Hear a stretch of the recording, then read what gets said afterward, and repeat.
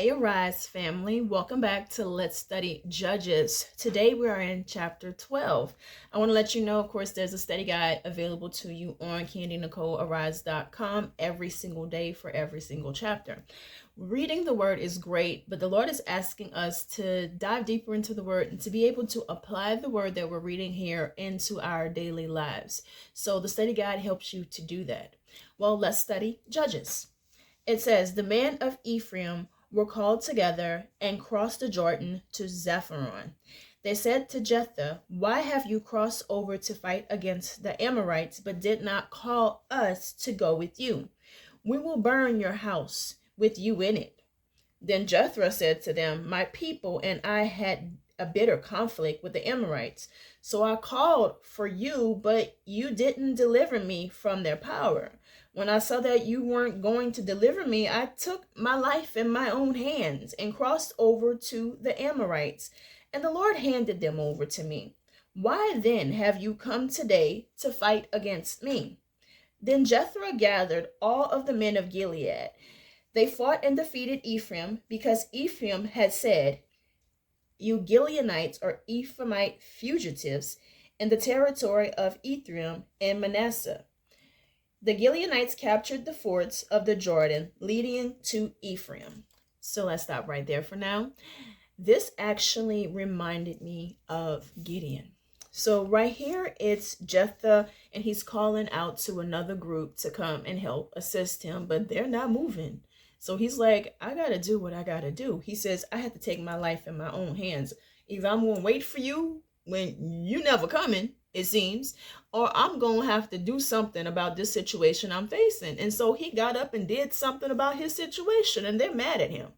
They have pride rising up in their spirit. Like, why did you go to war without us? It's pride that's rising up in them. And this happens in Judges. So in Judges 8, verses 1 through 3, this is happening with Gideon. The men of Ephraim, same men, okay, said to him, why have you done this to us, not calling us when you fight against the Midianites? And they argued with him violently. So he said to them, what have I done now compared to you? God handed over Orem, Zebub, and the Midianite leaders to you. What was I able to do compared to you? When he said this, their anger against him subdued.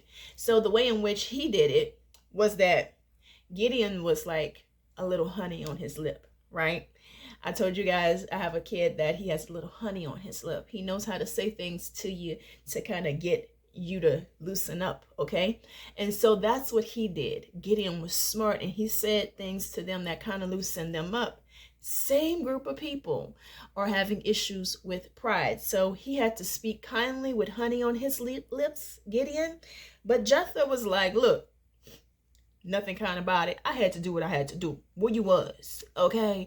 Everybody went missing when we said war, but now you mad because I went fight? Make it make sense, okay? So Jephthah, the way in which he approached it was definitely different than Gideon, but it was oddly enough the same group of people. So what we're learning through these people is that they have an issue with pride, all right?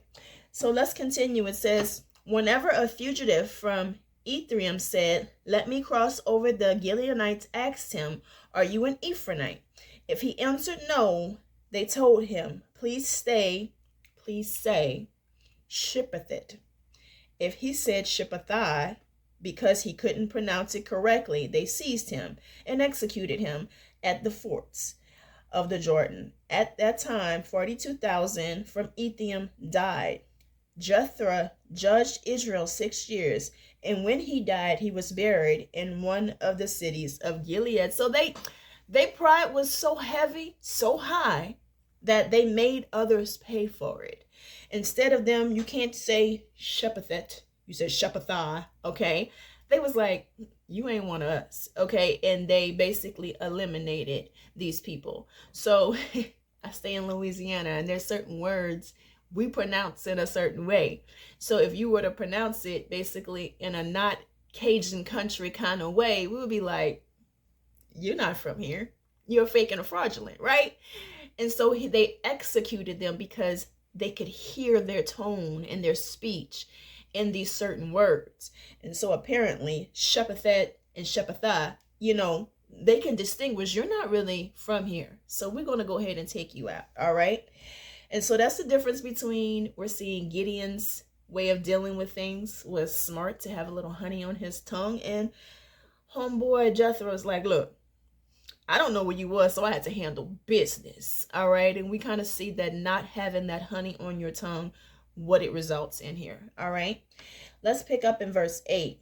It says, Isabon, who was from Bethlehem, judged Israel after Jephthah, and had 30 sons. He gave his 30 daughters in marriage to men outside the tribe, and brought back 30 wives for his sons from outside the tribe. Isabon judged Israel 7 years, and when he died, he was buried in Bethlehem. He just mixed with everybody. They're not supposed to be mixing here, right? So this other judge, he was a bit compromised, because it says right here, how he got so many kids? He had 30? There was no TV back then. Okay. He had a lot of children. And so what he did was he gave in marriage. They went back and forth with these different people. They were not supposed to mix. Even the judges are compromised, we're seeing. Verse 11, Elon, who was from Zethon, judged Israel after Isabon. He judged Israel 10 years, and when he died, he was buried in Aljon, the land of Zebulun. After Elon, Abson, son of Helite, who was from Paragon, judged Israel, had 40 sons and 30 grandsons, who rode on 70 donkeys. Elon judged Israel 8 years, and when he died, he was buried in Prothodon, in the land of Ephraim, in the hill country of the Ammonites. Well, this man was rich.